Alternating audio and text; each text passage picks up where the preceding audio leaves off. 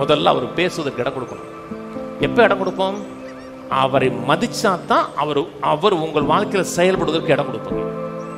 ரெவரன்சியல் fear, மரியாதை கொடுக்கக்கூடிய அந்த பயம் இருந்துச்சுன்னா சகல ஆசீர்வாதங்கள் வாழ்க்கையில் உண்டாகும். என்னை கனம் பண்ணுகிறவர்களை நான் கனம் பண்ணுவேன். என்னை அசட்டை பண்ணுகிறவர்கள் கனஈனப்படுவார்கள் என்று கர்த்தர் சொல்லுகிறார். கர்த்தருக்கு பயப்படுகிறன்னா கர்த்தர் கொடுக்குற ரெவரன்ஸ், கர்த்தர் கொடுக்குற மரியாதை, கனம். ஒரு மனிதன் கர்த்தருக்கு ரெவரன்ஸ் பண்றான், கனப்படுத்துறான் என்றால் அவன் கர்த்தரால் கனப்படுத்தப்படுவான். கர்த்தரை அசட்டை பண்ணுகிறான் என்றால் அவன் கனஈனப்படுத்தப்படுவான். கனஈனப்படுத்தப்படுவான் என்றால் பிபிஇ சொல்லும் பொழுது அவன் அற்பமாக இருக்கான், அவருடைய பார்வையில் பெரிய பொருட்டா தெரிய மாட்டான். நான் சொன்னது புரியுதுங்களா? கர்த்தர் நம்மை கனப்படுத்தக்கூடிய மிகப்பெரிய கனம் தேவனுடைய பிரசன்ஸ் நம்முடைய வாழ்க்கையில் மேனிஃபெஸ்டாக இருக்கும். கர்த்தர் உள்ளே இருக்கிறார், உங்களை விட்டு விலகலை, உங்களை விட்டு கைவிடலை. உள்ளே இருக்கிற பிரசன்னம் உங்கள் வாழ்க்கையில் மேனிஃபெஸ்டாக இருக்கும். அந்த மேனிஃபெஸ்டட் பிரசன்னத்தை தான் வேதம் க்ளோரின்னு சொல்லுது. பழைய ஏற்பாட்டு மக்கள் வனாந்தரத்தில் நடந்து வந்து பாவம் செய்கிறாங்க. கர்த்தர் சொல்கிறார், உங்க கூட வரமாட்டேங்கிறார், நீ வேற யாராச்சும் அனுப்புன்னு. மோசே கதறான், ஆண்டவர் நீர் இல்லைன்னா நாங்கள் போக மாட்டோம். அப்போ கர்த்தர் சொல்கிறாரு, என் சமூகம் உனக்கு முன்னே போகும், நான் உனக்கு இளைப்பாறுதல் தருவேங்கிறார். அதுக்கு முன்னாடி அவன் லீட் பண்ணும்போது கர்த்தர்கிட்ட கெஞ்சும் போது சொல்கிறான், எங்களை மற்ற ஜனங்களை பார்க்கலும் விசேஷமான ஜனங்கள் ஆக்குறது என்ன? நீர் எங்கள் கூட இருக்கிறது தானேங்கிறான். கர்த்தர் நம்ம கூட இருக்கிறாருங்க. மற்ற ஜனங்களை பார்க்கலும் நம்ம ஸ்பெஷல் மக்களாக மாற்றுக்கிறது என்னதென்றால் நமக்குள்ள இருக்கிற பிரசனம் மேனிஃபெஸ்ட் ஆகிறது. யோவான் 14 சொல்லுகிறார், நீங்கள் என்னிடத்தில் அன்பு கூர்ந்து என் வார்த்தை கை கொண்டீர்கள் என்றால் நான் என்னை வெளிப்படுத்துவேன்கிறார். உள்ள இருக்கிறது வேற, உள்ள இருக்கிற பிரசன்னம் மேனிஃபெஸ்ட் ஆகிறது வேற. யாருக்கு மேனிஃபெஸ்ட் ஆகிற என்றால் எவன் கர்த்தரை மதிக்கிறான், எவன் கர்த்தரை ஹானர் பண்றான், ரெவரன்சியல் ஃபியர் இருக்கோ அவனுக்கு கர்த்தர் தன்னை வெளிப்படுத்துகிறார். அந்த மனிதனுடைய வாழ்க்கையில் கர்த்தர் வந்து இடைப்படுகிறார். உள்ளே போவதற்கு எளிதாக இருக்கும். எல்லாருக்குமே பசி இருக்கு, வயிற்று பசி இருக்கு, ட்ரெஸ்ஸு பசி இருக்கு. சிலருக்கு வந்து ட்ரெஸ்ஸாக வாங்குவாங்க. அன்றைக்கி ஒரு அம்மா சொல்லுது, நான் 5000 கட்டாத சேலை வச்சிருக்கேங்குது. 5000 கட்டாத சேலை.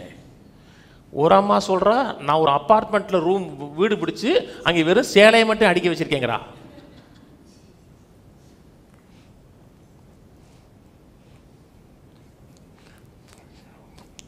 அதில் அப்படி பசி.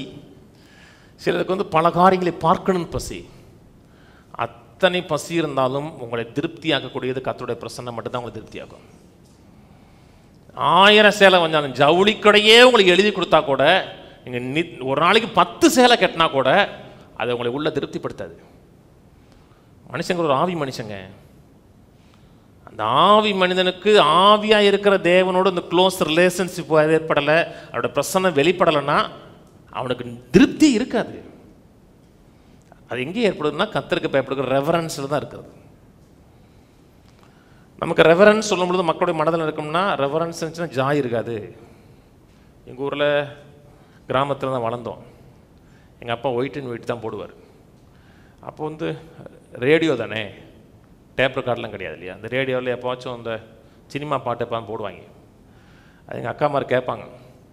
5 மணிக்கு மேலே தூரமாக பார்த்தா எங்கள் அப்பாவோட வெள்ளை சட்டை தெரிஞ்சுன்னா ரேடியோவை அப்படியே ஆஃப் பண்ணிடுவாங்க. வெள்ளை சட்டை தெரியுது, வெள்ளை சட்டை தெரிஞ்சாவே போகும். ஏன்னா ரெவரன்ஸுக்கும் சந்தோஷத்துக்கு இடம் கிடையாது. அப்பா இருக்காருன்றாங்க. எல்லாருமே குசு குசு குசு குசு குசு தான் இருக்கும். ஏன்? மரியாதை. இருந்தால் என்ன? மரியாதை இருந்துச்சுன்னா மகிழ்ச்சி கிடையாது. நான் சொன்னது புரியுதுங்களா? ஆனால் கர்த்தருடைய சமூகங்கிறது ஆனந்த மகிழ்ச்சியினால் நிறைந்த சமூகம். இங்கே ரெவரன்ஸ் இருக்கும், அதே நேரத்தில் ஃபன் இருக்கும். பழைய ஏற்பாட்டில் கர்த்தர் பண்டிகை வச்சார் தெரியுமா? எதுக்கு வச்சாரு? நீ வந்து இங்கே கொண்டாடுன்னு சொன்ன, வந்து செலிப்ரேட் பண்ணுனார். என்னுடைய சமூகத்தில் நீ கொண்டாடுனார். பார்ட்டியை முதல் வச்சது யாருங்க? கர்த்தருங்க. கர்த்தர் நல்ல பார்ட்டியை வச்சாரு. இவன் பார்ட்டியை கெடுத்துட்டான். பிசாசு எதுவுமே ஆர்ஜின் பண்ணலைங்க, கர்த்தர் ஆர்ஜின் பண்ணார். கர்த்தர் ஆர்ஜின் பண்ணார்னா அது பெஸ்ட்டாக ஆர்ஜின் பண்ணார். கர்த்தருடைய சமூகத்தில் வந்து என் பிரசன்னத்தில் நீ களி கூறுனாரு. அங்கே தாங்க சந்தோஷம் இருக்கு. எபிரேயர் புத்தகம் வந்திருப்போம். எபிரேயர் 5:7. அவர் மாம்சத்தில் இந்த நாட்களில் தம்மை மரணத்தினின்று ரட்சிக்க வல்லமையுள்ளவரை நோக்கி பலத்த சத்தத்தோடும் கண்ணீரோடும் விண்ணப்பம் பண்ணி வேண்டுதல் செய்து தமக்குண்டான பயபக்தி நிமித்தம் கேட்கப்பட்டு, தமக்குண்டான பயத்தின் அடிப்படையில் பயபக்தி, அந்த பயபக்தி தான் ரெவரன்சியல் ஃபியர் இருக்கு. ஆங்கில பையில படிச்சு பார்த்தீங்கன்னா ரெவரன்சியல் ஃபியர், மரியாதை, ரெவரன்ஸ் கொடுக்கறது. எபிரேயர் 12 வாங்க. இந்த தாட்டுங்கிறது கர்த்தருக்கு பயப்படுகிறது பழைய ஏற்பாட்டில் இருக்க தாட்டு இல்லை, பழைய ஏற்பாட்டிலே இருக்கு, புதிய ஏற்பாட்டில் இருக்கு. எபிரேயர் 12:9. அன்றியும் சரீரத்தின் தகப்பன்மார்கள் நம்மை சிச்சிக்கிற பொழுது, சிச்சிக்கிற பொழுதுனா நமக்கு டீச் பண்ணுகிற பொழுது, நமக்கு போதிக்கிற பொழுது, அன்றியும் சரீரத்தின் தகப்பன்மார்கள் நம்மை சிச்சிக்கும் பொழுது அவர்களுக்கு அஞ்சினா பயந்து, அவர்களுக்கு அஞ்சி நடந்திருக்க பிழைக்கத்தக்கதா ஆவியின் பிதாவுக்கு வெகு அதிகமாய் அடங்கி நடக்க வேண்டுமல்லான் இருக்கு. அஞ்சி நடக்கிறதையும் அடங்கி நடக்கிறதையும் இணைச்சு பேசுறாரு. சொன்னது புரியுதுங்களாங்க? அஞ்சி நடக்கிறோம், கர்த்தருக்கு மரியாதை கொடுக்குற ரெவரன்சியல் ஃபியர் இருக்குன்னா ஆசீர்வாதங்கள்லாம் நம்ம வாழ்க்கையில் வெளிப்பட ஆரம்பிக்கும். அஞ்சி நடக்கிறவன் கீழ்ப்படிந்து நடப்பான். நான் சொன்னது புரிய, கீழ்ப்படிந்து நடக்கிறது, கர்த்தருடைய வார்த்தை கீழ்ப்படுகிறது, கர்த்தருக்கு சரியான முறையில் இணங்குவது, கர்த்தர் சொல்லுகிறதை ஏற்றுக்கொள்வது வாழ்க்கையின் பங்கா இருக்கும். இன்னைக்கு நம்முடைய சமுதாயத்தில் கீழ்ப்படுகிறது தான் இருக்கிறதுல கேவலமான வார்த்தை மாதிரி நினைக்கிறாங்க, கெட்ட வார்த்தை மாதிரி நினைக்கிறாங்க. அதனை கீழ்ப்படுகிறது. சில மேலை நாடுகளில் அந்த வாவ்ஸ் எடுக்கிற பார்த்தீங்களா, நான் உனக்கு கீழ்ப்படிந்து, அந்த வார்த்தை சொல்ல வேணாங்கிறாங்க. அது என்ன மனைவி வந்து கணவனுக்கு கீழ்ப்படினுங்கிறது? எல்லாரும் ஒன்று தானே. கணவனுக்கு சொல்லும் பொழுது அந்த வார்த்தையை சொல்ல மாட்டாங்க, மனைவிக்கு சொல்லும் பொழுது நான் உனக்கு, அது என்ன கீழ்ப்படிந்து? எல்லாருமே ஈக்குவல் தானே. நான் கீழ்ப்படிய மாட்டேன் என்றால் நிறைய ஆசீர்வாதங்களை மிஸ் பண்ண ஆரம்பிப்போம். குறிப்பாக கர்த்தருக்கு கீழ்ப்படியவில்லை என்றால் கர்த்தர் நமக்கு ஆயத்தம் பண்ணுவதற்கு நிறைய நன்மைகளை இழக்க ஆரம்பிப்போம். கீழ்ப்படிஞ்சா தாங்க நம்ம இணங்குவோம், அவங்க பேச்சை கேட்போம். கேட்கறதுக்கு தீவிரமாக இருக்கு இல்லையா? எந்த அளவுக்கு கீழ்ப்படி இருக்கீங்களோ அப்போ தான் செவி கொடுப்போம். ஒருத்தருக்கு சர்வ ஞானமும் தெரியும், எல்லா ஃபீல்ட்லையும் அவர் வந்து எக்ஸ்பர்ட்டு, ஆனால் அவர் கொஞ்சம் அதிர்ந்து பேச மாட்டார். அவருக்கு பேச இடம் விட்டால் தான் பேசுவார். நீங்கள் அவருக்கு முன்னாடி போய் கப்பா கப்பா கப்பா கப்பா கப்பா கப்பா கப்பா கப்பா கப்பா கப்பா கப்பா பேசுறீங்கன்னா அவர் பேச மாட்டார்.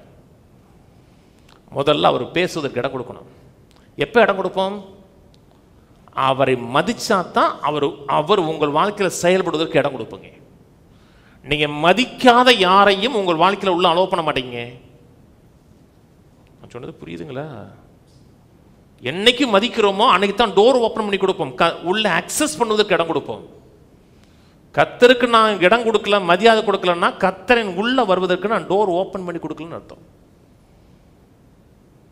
கர்த்தருக்கு ரெவரன்சியல் ஃபியர், மரியாதை கொடுக்கக்கூடிய அந்த பயம் இருந்துச்சுன்னா சகல ஆசீர்வாதங்கள் வாழ்க்கையில் உண்டாகும்.